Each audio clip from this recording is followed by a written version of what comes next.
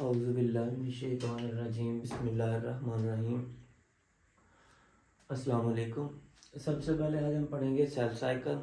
ठीक है, इंट्रो दिया हुआ कि कहाँ से मैंने जो है ना टॉपिक लिया है। Chapter number 5 9th class biology का टॉपिक है सेल साइकिल। सबसे पहले तो हमें सेल का पता होना चाहिए कि सेल क्या होता है। Cell is the basic structural and functional unit of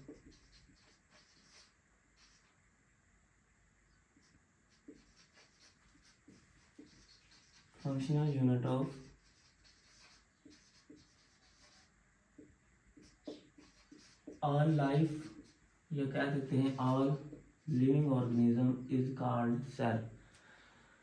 जो सेल की क्या है, ये जो इसकी डेफिनेशन है, basic structural and functional unit of all life, यानी कि जानदारों की साख और फेल की बुनियादी इकाई को हम क्या बोलते हैं, सेल बोलते हैं।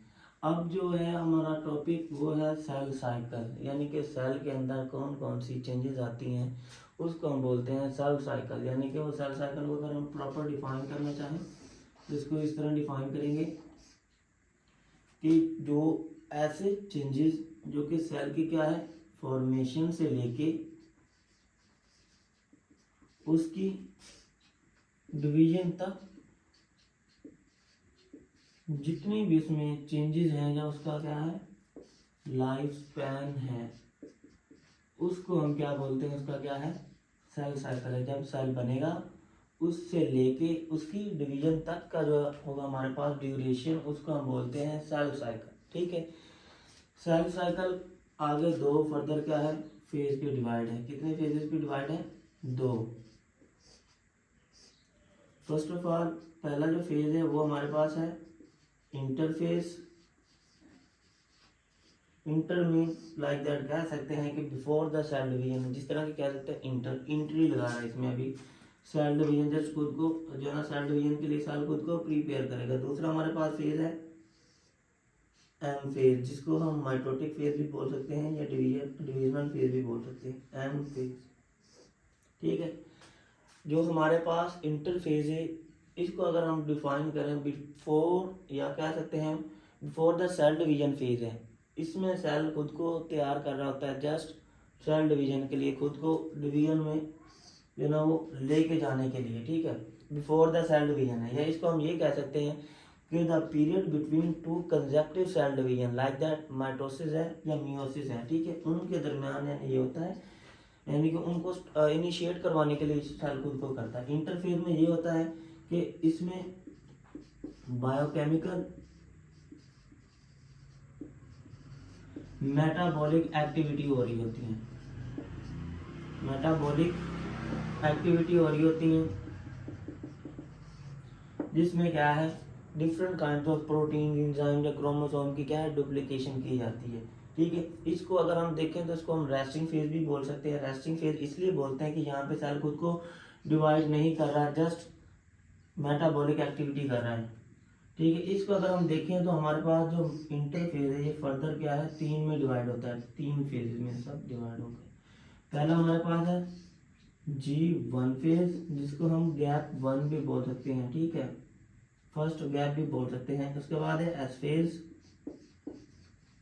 एस फेज के बाद आ जाता है G2 फेज।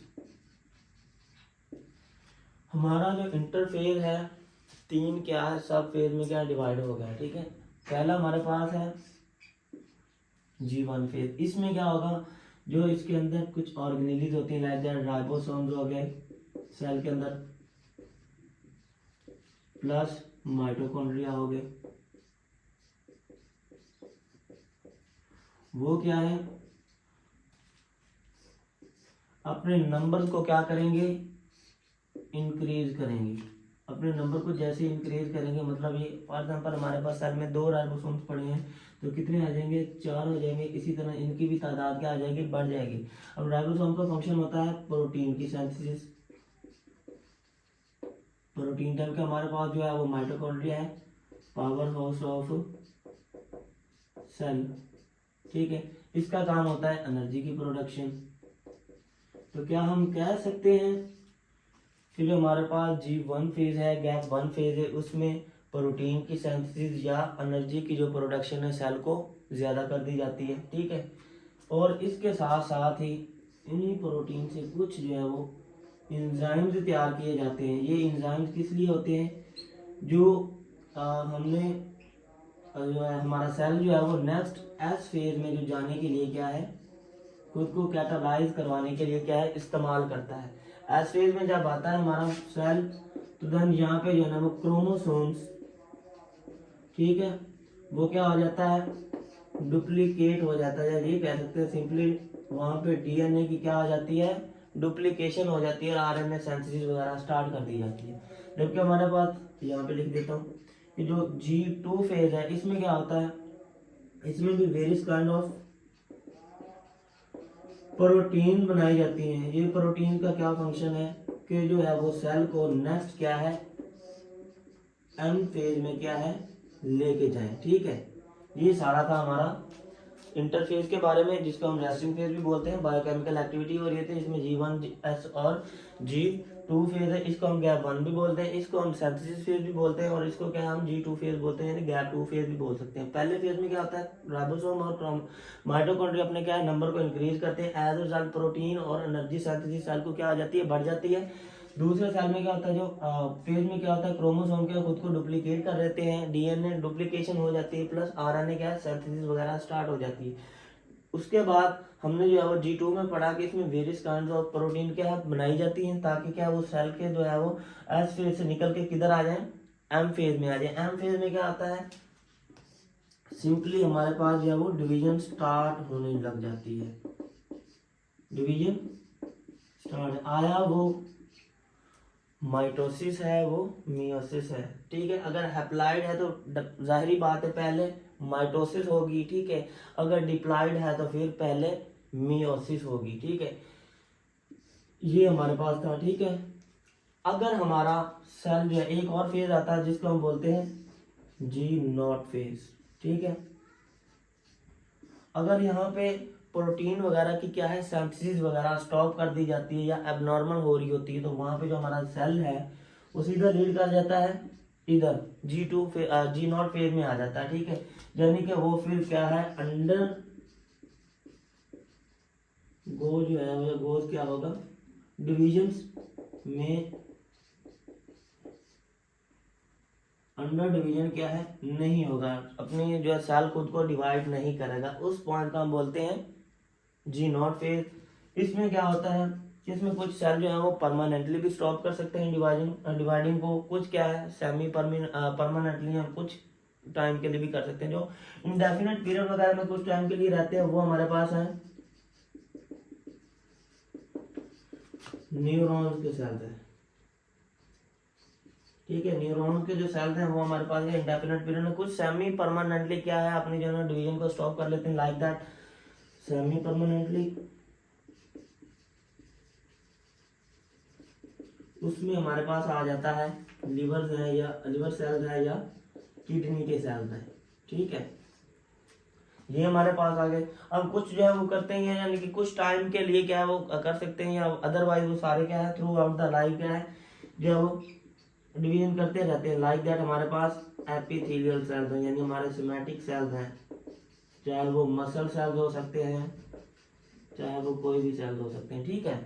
वो सारे क्या हमारे पास एपिथेलियल सेल्स हैं, ये थ्रू आउट लाइफ क्या है अपनी डिवीजन में रोल प्ले करते हैं, होते रहते हैं डिवाइड। देन हमारे पास जो है ना वो एम फेज है। ये इसमें क्या है, ये जो एक इसको और भी डिफाइन कर सकते हैं इस तरह के, G2 phase is before the M phase, ठीक है, कि बिफोर द एम फेज होता है, यानी कि एम फेज से पहले वाला फेज हमारे पास कौन सा है, G2 फेज है। ये जितने भी फेज हैं एक सीक्वेंस वाइज होगा, 1 by 1 होगा, ये नहीं कि यहाँ से डायरेक्टली यहाँ पे लीड करवाया जाए, ठीक है। अगर एक दफ़ा यहाँ से यहाँ आ गया हमारा जो है वो फेज, तो देन ये वापस जो है वो रिवर्सिबल नहीं हो सकता, ठीक है। ये आज का हमारा ये टॉपिक था, ठीक है।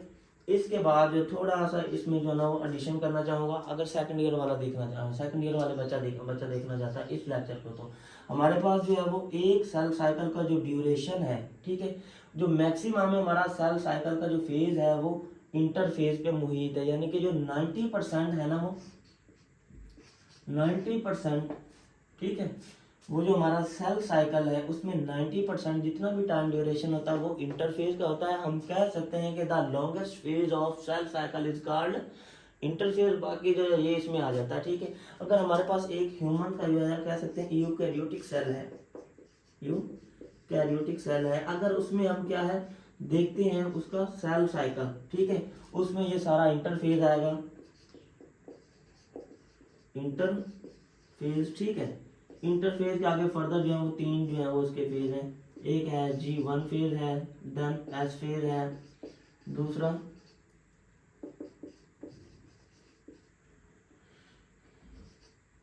और एक है G2 फेज,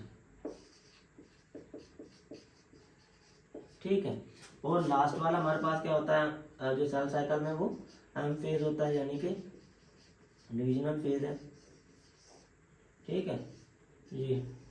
अब इसमें जो G1 फेज होता है वो हमारे जो है ना वो टोटल जो है एक यूकैरियोटिक सेल में क्या है, अगर सेल साइकिल देखा जाए तो वो 24 आवर्स का होता है। यहाँ पे लिखता हूँ 24 आवर्स का होता है, ठीक है।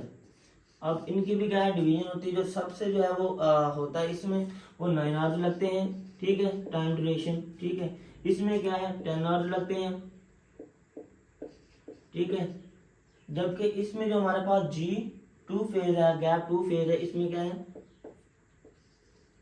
इतना टाइम लगता है, ठीक है। और लास्ट पे जो हमारे पास M फेज आता है इसमें क्या है 30 मिनट लगते हैं, ठीक है। अगर इन सब को हम क्या है जो है वो प्लस करें, सम करें, तो वो हमारे पास ये बनेगा, ठीक है, 24 आवर्स बनेगा, ठीक है। ये ह्यूमन का है, ठीक है। अगर हम कोई फंजाई या यीस्ट वगैरह ले लेते हैं तो उसके सेल में जो है ना वो सेल साइकिल का जो ड्यूरेशन है वो 90 मिनट है, ठीक है। हमारे जो है वो सेल में कितना है ह्यूमन के में वो 24 आवर्स होते हैं, जबकि यीस्ट वगैरह को देखा जाए तो उनके सेल में जो सेल साइकिल का ड्यूरेशन है वो कितना होता है,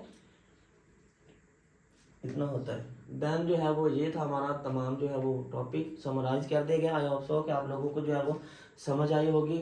और मेरी ये पहली वीडियो है मेरे पहले ही अकाउंट पे, ठीक है। तो मुझे आप लोगों की सपोर्ट चाहिए, प्लीज़ सब्सक्राइब करना ना भूलिएगा। अस्सलाम वालेकुम, खुदा हाफिज़।